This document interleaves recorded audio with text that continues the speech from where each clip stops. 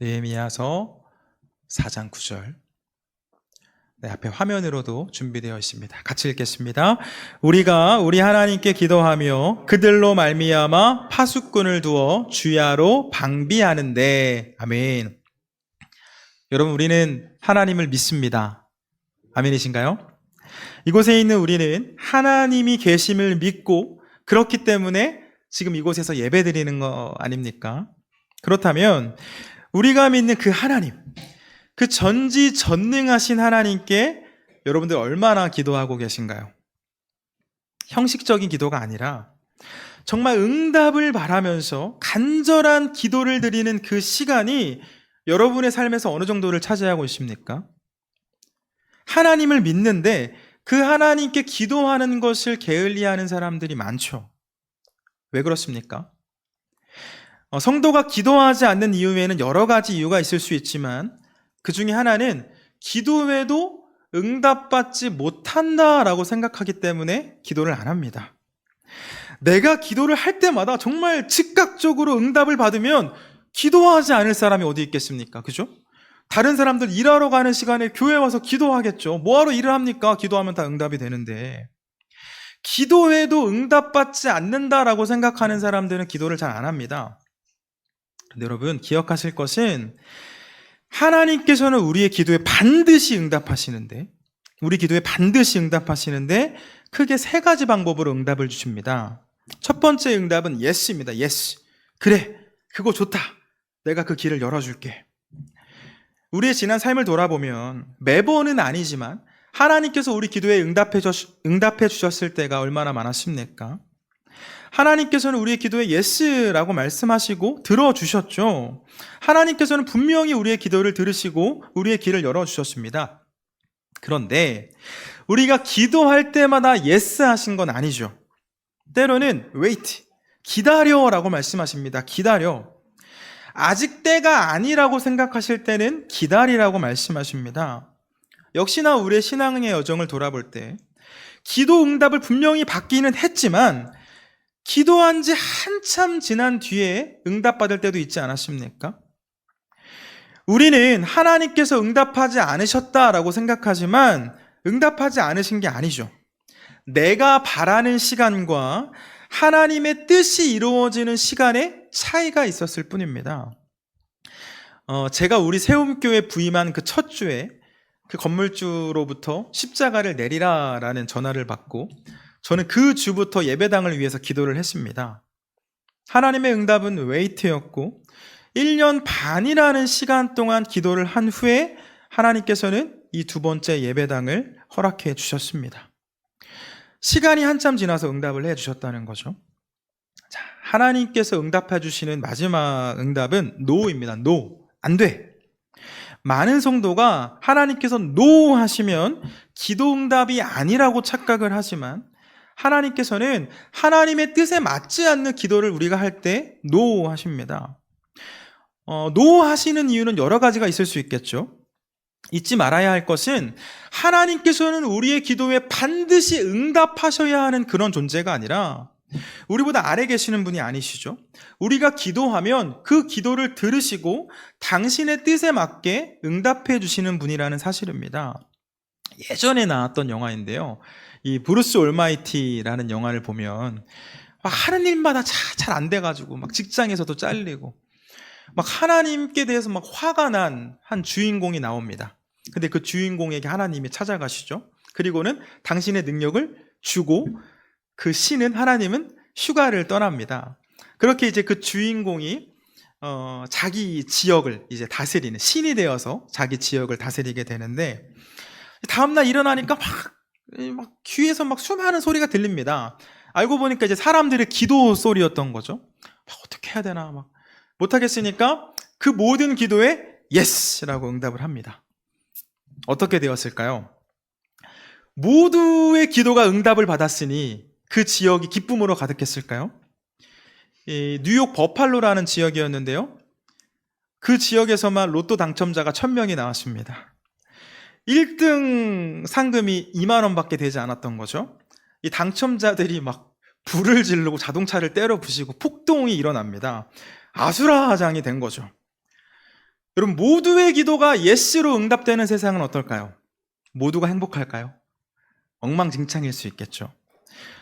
혹시 이 세상의 안녕을 위해서 다른 사람의 기도는 응답되지 않고 내 기도만 응답되기를 바라시나요? 오, 주님, 다른 사람들의 로또는 꽝이 되게 하시고 이번 주는 내 로또만 1등이 되게 하소서. 하나님께서는 당신의 뜻에 맞지 않는 기도에 분명하게 노라고 응답하신다는 것, 여러분 우리들 잊어서는 안 됩니다. 문제는 이 yes라는 대답도, wait, 기다려라는 대답도, 또 no라는 대답도 우리 귀에 선명하게 들리지 않을 때가 많죠. 기도를 하다 보면 이거 하나님의 뜻이 분명하다라고 분명하게 알 때도 있지만, 대부분의 기도에 하나님의 뜻이 뭐지? 하나님 뭐라고 말씀하시는 거지? 알 수 없을 때가 많습니다. 여러분, 그때 지혜로운 성도라면 어떻게 해야 합니까?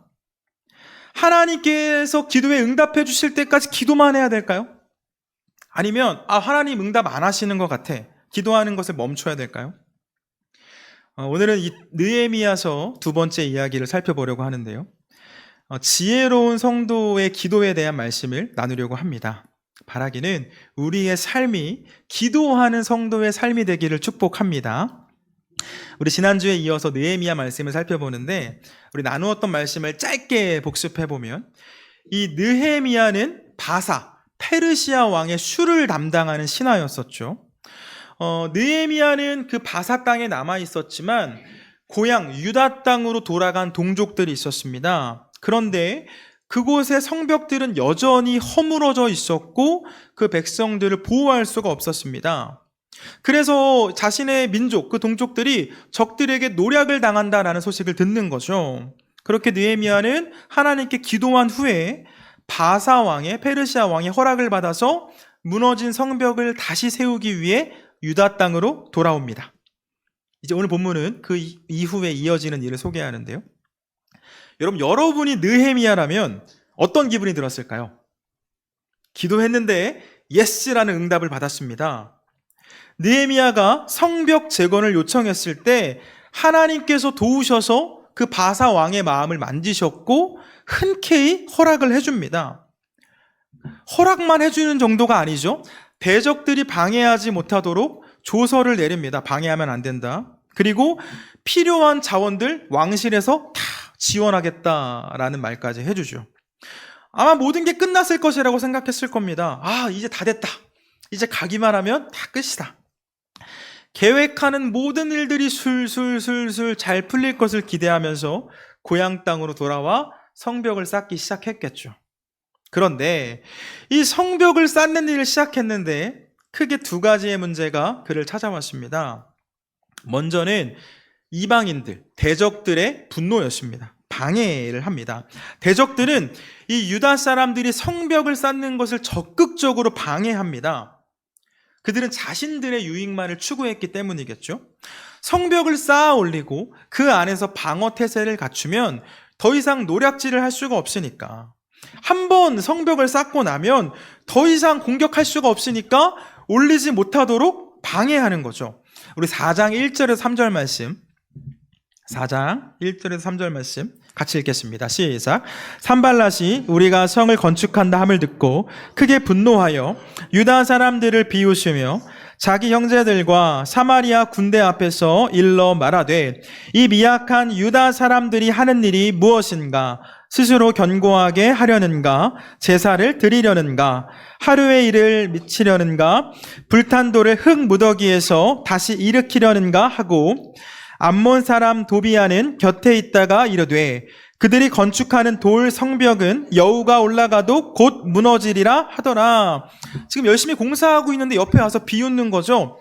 야, 그 형편없는 거 그거 올려봤자 여우 한 마리만 올라가도 무너지겠다. 막 조롱을 하는 겁니다. 문제는 그 말에 이 유다 백성들이 동요합니다. 여러분, 우리가 어떤 일을 할 때 어떻게 긍정적인 평가만 받을 수 있겠습니까? 부정적인 평가도 당연히 따라오기 마련인데, 이 유다 백성들은 그 부정적인 소리에 귀를 기울이고 마음이 흔들린 거죠. 그때 느헤미야는 어떤 모습을 보이나요? 느헤미야 4절에서 5절 말씀 같이 읽겠습니다. 시작. 우리 하나님이여 들으시옵소서. 우리가 업신여김을 당하나이다. 원하건대 그들이 욕하는 것을 자기들의 머리에 돌리사 노략거리가 되어 이방에 사로잡히게 하시고 주 앞에서 그들의 악을 덮어두지 마시며 그들의 죄를 도말하지 마옵소서. 그들이 건축하는 자 앞에서 주를 노하시게 하였음이니이다 하고 하나님 앞에 기도합니다. 어려움이 찾아왔을 때 하나님 앞에 엎드립니다. 그리고 뭘 하나요? 성벽을 계속해서 쌓아 올립니다. 자신이 해야 할 일, 해왔던 일들을 그냥 계속 했다는 거죠. 여러분, 우리에게 맡겨진 일을 할 때 이 스트레스 받고 또 우리의 감정이 다운되는 일이 얼마나 많습니까? 그때 우리는 기도도 하지 않고 또 그 다운된 감정으로 인해서 일을 잘 못할 때가 있죠. 일이 손에 잡히지 않습니다. 내 앞에 상황과 나의 감정에 내 발이 묶인 겁니다. 신앙생활 할 때도 마찬가지 아닌가요? 시험 당하는 일이 생기면 교회부터 떠납니다. 우리 학생들, 목사님 시험 망쳤어요. 저 오늘 교회 못 가요. 커서는 저 오늘 여자친구랑 헤어졌어요. 교회 못 가요. 직장에서 승진 못하면 목사님 저 이번 주 교회 못 갑니다. 다른 사람들과의 문제 생기면 저 이번 주 교회 못 갑니다. 교회를 못 오는 이유가 5만 가지가 넘습니다. 여러분, 느헤미야를 보면 어떻습니까? 어려운 일을 만났을 때 하나님께 기도했고 그 응답으로 바사 제국의 왕이 돕는다고 하니 모든 것이 잘 될 것만 같았습니다. 그런데 이 성벽을 쌓고 있는데 너무 힘이 듭니다. 대적들은 와서 방해합니다. 함께 일하는 백성들은 그 말에 동요하죠. 얼마나 하기 싫었을까요? 아니, 나는 왕궁에 있었는데, 나는 먹고 살만 했는데 내가 누구 때문에 여기까지 와서 이 고생을 하나 하는 그런 생각 들지 않았겠습니까? 하나님, 이게 뭡니까? 분명히 성벽 쌓는 거 도와주신다고 하지 않았습니까? 예스 하지 않으셨습니까? 그런데 이게 무슨 상황입니까? 하나님 원망하고 하나님을 떠나도 전혀 이상하지 않을 상황이죠. 그런데 느헤미야가 어떻게 하죠? 기도하며 하나님께 도움을 구합니다. 그리고는 자신이 할 일을 하는 거죠. 찾아온 문제, 스트레스, 그리고 그 다운된 기분에 눌려서 아무것도 못하는 것이 아니라 하나님께서 하실 일, 기도를 통해 하나님께 맡겨드리고 자신은 자신이 해야 할 일을 이어서 합니다. 문제는 기도한다고 상황이 바뀌는 게 아니죠. 이 성벽 쌓는 일을 멈추지 않으니까 대적들은 더 적극적으로 그 일을 방해합니다. 우리 7절에서 8절 말씀 함께 읽겠습니다. 산발랏과 시작. 산발랏과 도비아와 아라비아 사람들과 암몬 사람들과 아스돗 사람들이 예루살렘 성이 중수되어 그 허물어진 틈이 메꾸어져 간다 함을 듣고 심히 분노하여 다 함께 꾀하기를 예루살렘으로 가서 치고 그곳을 요란하게 하자 하기로. 이 대적들이 성벽 쌓는 것을 방해하려고 군대를 소집합니다. 그리고는 공격하려고 지금 예루살렘으로 군대를 이끌고 오는 거죠. 기도하고 시작한 일에 예스 사인을 받았는데 문제가 찾아왔습니다. 그래도 기도했습니다. 그런데 문제가 해결되는 것이 아니라 또 다른 문제가 찾아왔습니다. 찾아온 문제는 이전의 문제보다 더 큰 문제였죠. 군대가 찾아왔고 무장한 군대들이 찾아오니까 이 백성들이 또다시 요동합니다. 동요하는 거죠. 그때 느헤미야가 어떻게 합니까? 우리 본문의 말씀을 이었는데요. 9절 말씀 같이 읽겠습니다. 시작. 우리가 우리 하나님께 기도하며 그들로 말미암아 파수꾼을 두어 주야로 방비하는데, 느헤미야가 다시 기도합니다. 원망하는 것이 아니라 실망하고 포기하고 낙담하고 좌절하는 것이 아니라 다시 기도합니다. 하나님께서 하실 일 하나님 하시라는 겁니다. 그리고는 자신은 자신이 할 일을 하는 거죠. 파수꾼을 두어서 주야로 방비하게 합니다. 경비병을 세워서 밤낮으로 지키게 했다는 말입니다. 반복해서 말씀을 드리는 것처럼 느헤미야는 하나님께서 하셔야 할 일과 자신이 해야 할 일을 구분했습니다. 자신이 통제하지 못하는 일은 기도를 통해서 하나님께 도움을 요청하고 자신이 할 수 있는 일 믿음으로 감당했습니다. 끝이 아니죠. 그 요동하는 백성들을 붙잡아 줍니다. 14절 말씀 같이 읽겠습니다. 시작. 내가 돌아본 후에 일어나서 귀족들과 민장들과 남은 백성에게 말하기를 너희는 그들을 두려워하지 말고 지극히 크시고 두려우신 주를 기억하고 너희 형제와 자녀와 아내와 집을 위하여 싸우라 하였느니라. 아멘. 여러분, 두려워하지 마십시오. 위대한 주님을 기억하십시오. 하나님께서 우리를 도우실 겁니다. 우리 사랑하는 가족들을 지키기 위해 함께 싸웁시다. 20절 말씀도 보겠습니다. 같이 읽습니다. 시작. 너희는 어디서든지 나팔 소리를 듣거든 그리로 모여서 우리에게로 나아오라. 우리 하나님이 우리를 위하여 싸우시리라 하였느니라. 아멘. 여러분, 하나님이 우리를 위해 싸우십니다.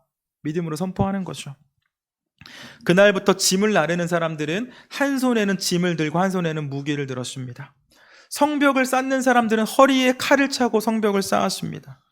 군인들은 밤에 갑옷을 입고 지금으로 따지면 방탄조끼 입고 잠을 자는 겁니다. 마음이 무너져 내릴 수 있는 상황이 찾아왔지만 느헤미야와 유다 백성들은 합심해서 기도함으로 이겨냈고 상황과 감정에 발이 묶이는 것이 아니라 기도하며 자신들이 해야 할 일을 해나갔습니다. 그런데 그들에게는 또 다른 문제가 있었습니다. 제가 문제가 2개 있었다고 했죠. 처음 찾아온 문제가 외부로부터 온 문제였다면 다음 문제는 내부에서 일어나는 문제였습니다. 반대를 이겨내고 겨우 성벽을 쌓고 있는데 또다시 반대를 만납니다. 이 백성들이 느헤미야를 찾아와서 나 배고파 죽겠습니다. 더 이상 일 못하겠습니다 라고 말하는 거죠. 우리 5장 1절에서 5절 말씀 5장 1절 5절 같이 읽겠습니다. 시작. 그때 백성들이 그들의 아내와 함께 크게 부르짖어 그들의 형제인 유다 사람들을 원망하는데 어떤 사람은 말하기를 우리와 우리 자녀가 많으니 양식을 얻어 먹고 살아야 하겠다 하고 어떤 사람은 말하기를 우리가 밭과 포도원과 집이라도 저당 잡히고 이 흉년에 곡식을 얻자 하고 어떤 사람은 말하기를 우리는 밭과 포도원으로 돈을 빚내서 왕에게 세금을 바쳤도다. 우리 육체도 우리 형제 육체와 같고 우리 자녀도 그들의 자녀와 같거늘 우리 자녀를 종으로 파는도다. 우리 딸 중에 벌써 종된 자가 있고 우리의 밭과 포도원이 이미 남의 것이 되었으나 우리에게는 아무런 힘이 없도다 하더라. 아멘. 흉년, 기근이 왔는데 왕이 세금을 깎아주지 않고 결국 돈이 없어진 사람들은 집과 포도원을 다 저당 잡히고 자녀들은 종으로 팔려갔습니다. 지금 이 백성들이 경제적으로 어려운 상황을 만난 거죠. 당장 먹고 살 게 없는데, 당장 내 형편이 어려운데 나라가 무슨 상관입니까? 라고 말하면서 성벽 쌓는 거 어렵습니다. 우리 일해야 됩니다. 라고 말하는 거죠. 그때 느헤미야가 이렇게 말합니다. 14절 말씀 같이 읽겠습니다. 시작. 또한 유다 땅 총독으로 세움을 받은 때에 아닥사스다 왕 제20년부터 제32년까지 12년 동안은 나와 내 형제들이 총독의 녹을 먹지 아니하였느니라. 여러분, 우리 함께 이겨냅시다.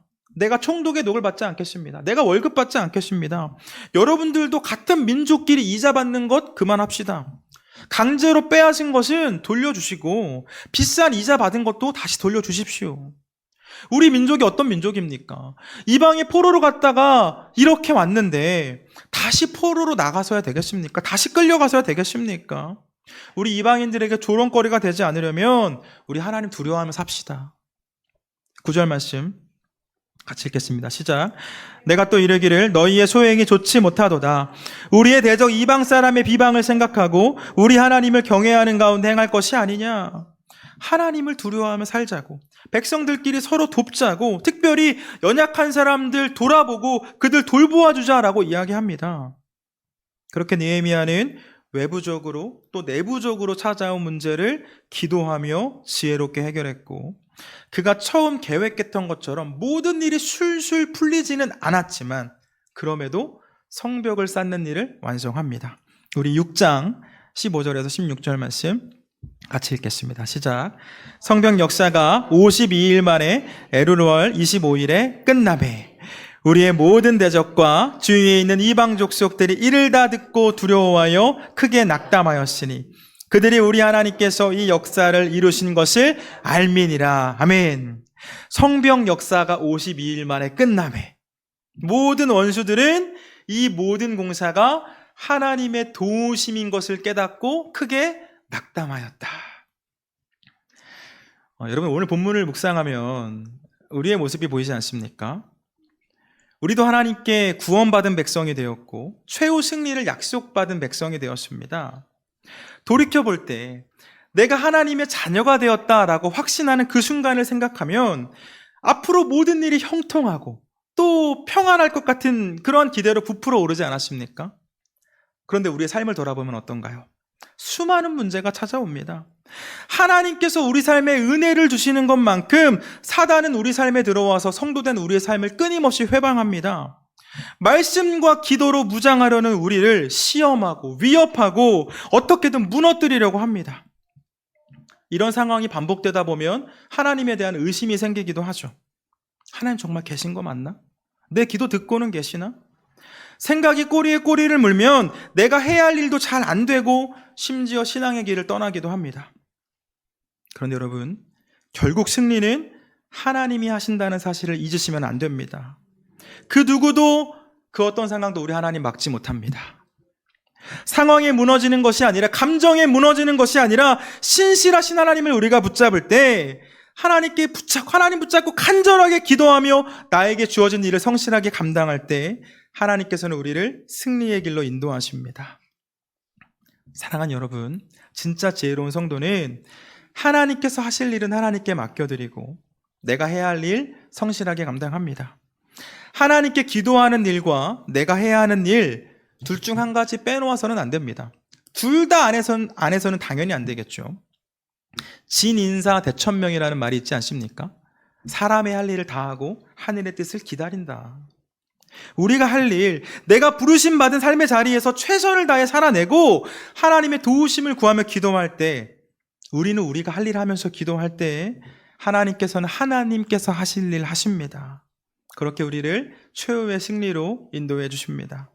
바라기는 우리가 믿고 따르는 하나님은 반드시 우리 기도에 응답하신다는 사실을 기억하셔서 삶의 모든 순간에 하나님의 뜻과 하나님의 도움을 구하는 삶을 살아가시고 그렇게 기도에 응답하셔서 놀라운 은혜를 베푸시며 우리와 동행하시는 그 하나님과 함께 살아가는 저와 여러분 되길 주님의 이름으로 축원합니다.